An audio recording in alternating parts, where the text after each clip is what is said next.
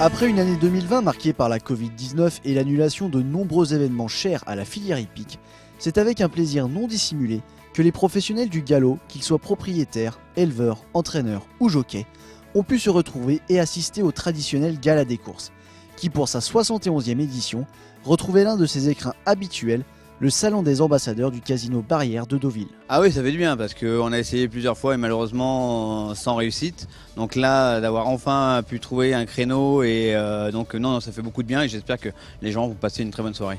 Une soirée des plus animées, avec Fabien Caillé en guise de chef d'orchestre, est organisée de main de maître par l'association des jockeys, à laquelle le crack pilote d'obstacles Bertrand Lestrade a pris part pour la première fois en qualité de nouveau président. J'avais envie de rendre un petit peu à mon sport tout ce qu'il m'a apporté.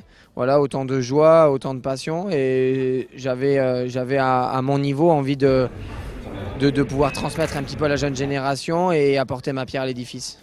Habitué des podiums en compétition, ce dernier a obtenu pas moins de 72 victoires au cours de l'année 2019, qui lui valurent de recevoir une nouvelle cravache d'or chez les jockeys d'obstacles, la 4e de sa carrière. À partir d'un certain nombre, on peut aussi être content de la longévité, qui est jamais facile.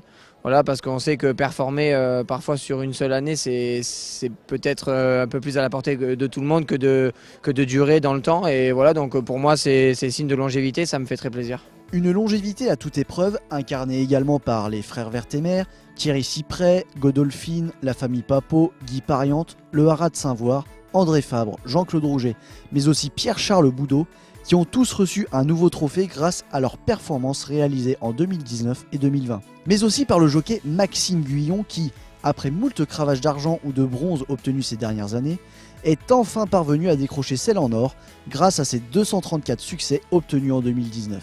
C'est top, hein. On a vraiment beaucoup travaillé cette année-là pour réussir ce challenge. On l'avait annoncé avec mon agent Pierre-Alain au mois de janvier que cette année on allait tout faire pour.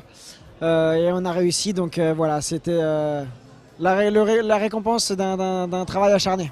Un premier trophée pour Maxime Guyon et un troisième consécutif pour l'un des maîtres royanais, François Nicole, couronné meilleur entraîneur d'obstacles en 2019 et 2020 après son premier titre décroché en 2018. C'est bien, c'est beaucoup de travail, c'est beaucoup de tout ce que tu veux, de remerciements pour toute l'équipe, pour tout le monde qui est là. Tous les matins qu'on voit pas parce que on peut pas amener tout le monde, mais bon voilà quoi.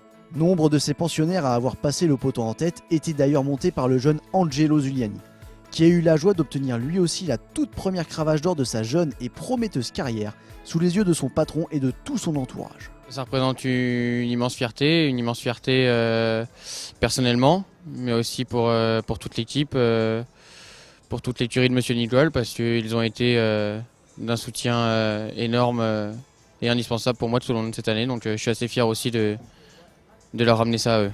Saluer les personnes qui ont contribué à ce premier trophée, et plus particulièrement les hommes et les femmes de l'ombre qui s'occupent au quotidien des pensionnaires qu'ils montent en course, Marie Vellon n'a pas oublié de les mentionner elle non plus. La pilote de Jean-Pierre Gauvin a d'ailleurs obtenu sa toute première cravache d'or chez les femmes jockeys, en ayant d'ailleurs battu le record de victoires obtenu en une année, avec 84 succès enregistrés en 2020. Oui, bien sûr, chaque victoire est belle et c'est vrai qu'il y a des victoires qu'on retient plus que d'autres. C'est celle que je retiens vraiment de l'année dernière, c'est Spécial à Pile à Lyon-la-Soie. Quand on a battu le record, c'était vraiment une victoire pleine d'émotions pour moi et tout mon entourage, mon patron qui était très ému et c'est vraiment la plus belle victoire de l'année. Une soirée des plus réussies, avec comme autre point d'orgue la traditionnelle vente aux enchères, animée par Eric Oyo, le grand patron d'Arcana, dont les fonds générés seront d'une grande aide pour l'association afin de prendre en charge les jockeys blessés ainsi que leurs familles.